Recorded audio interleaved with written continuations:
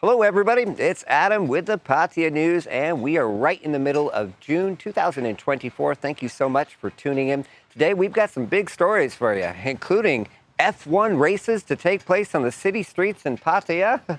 Yeah, really. And a world-class concert venue here coming soon, at least according to the Prime Minister.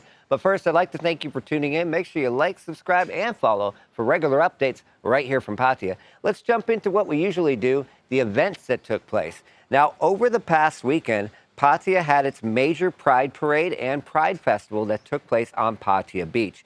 This was attended by thousands of people, estimated was about 5,000, from all sorts of different organizations. And the Thai Prime Minister himself actually took place at the end of the parade. In fact, this was his first visit to Pattaya since becoming Prime Minister, and he had quite a few things to say and went to quite a few places. We'll get to that in just a minute. Now, the reason the Pride Festival was so big this year is because just last week, the Marriage Equality Act was finally approved by the Thai Senate. For those of you that don't know what this is basically approval of same-sex marriage in Thailand. And Thailand is only the third Asian country and the first in Southeast Asia, following Taiwan and Nepal, to legalize same-sex marriage, which is actually a huge thing and was a huge celebration. Now, what happens next? It's been agreed upon, and it's going to happen, but the next step is that His Royal Majesty the King will formally sign this. It'll appear on the Royal Gazette, and then it takes 120 days for the laws to be changed. We've had a lot of readers contact us over the past week through Messenger and through email, asking if this means that if somebody gets same-sex marriage, say a foreigner or a foreign expat to a Thai national, if now that means that they'll be eligible for a marriage visa. Yes, actually. However, again, it's going to take 120 days for these regulations to change. We actually recommend to stay tuned to our news in the near future, as we'll have a lot more information. I'm going to put in the comments for you on YouTube and on Facebook. We just recently did an article with our partners, Isan Lawyers, on some of the changes that will be coming to Thai laws because of the Marriage Equality Act, for those of you who may be interested in how this could change your visa status or make you eligible for a visa that you may have not been eligible for before. Now, the next thing I want to talk about, speaking of visas, another popular question that we're getting pretty much every day is, when is the proposed 60-day visas for places like the UK, etc., going to take effect? Now, of course, many of you remember just a couple of weeks ago, the Thai Prime Minister and the cabinet agreed in principle to allow visa 60-day on arrival for many more countries. Well, in principle doesn't mean it takes effect immediately, as I stated in a previous video. And a lot of people have been confused about this. And we're like, well, wait a minute. I thought it was going to start at the beginning of June, and it still hasn't taken effect. There's no set date. They have to coordinate with multiple agencies for this to take effect. They're hoping by the end of this month, but it may end up being sometime next month. Again, pretty much everybody agrees it's coming, but the 60-day visas are still not live. So if you're coming in the next couple days to Thailand, you're still going to get, at least from UK, etc., a 30-day tourist visa on your arrival. Now, as for the Prime Minister's visit to Pattaya, now, first off, we'll put some footage of a video clip we had here. Many people actually praised the Prime Minister on social media because when he went to visit Walking Street, again, for the first time as PM, he did not show up in a limousine or with a huge entourage, a huge bunch of security, as, say, the President of the United States would.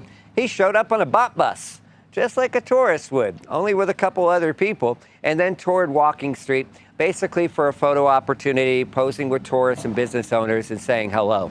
Now, despite some humorous comments on our social media, no, he did not tour any of the entertainment venues or clubs while he was on Walking Street, although he did stop at a coffee shop and spoke with some local business owners, but he seemed pretty pleased by the visit. However, his main purpose behind his visit was not to visit Walking Street. It was actually for two major things, well, three really. Number one was to visit Koh Larn. There's a lot of concern because now the island gets 500,000 visitors a month, and there's a lot of concern about the increasing capacity to the island and the infrastructure costs and effect on the infrastructure on the island. He gave some ideas on his visit there. He also went to visit the under-construction Eastern Sports Stadium, which is located, of course, in the dark side of East Pattaya. and it's been a so-called white elephant, along with the waterfront at Bali High Pier, for the past decade.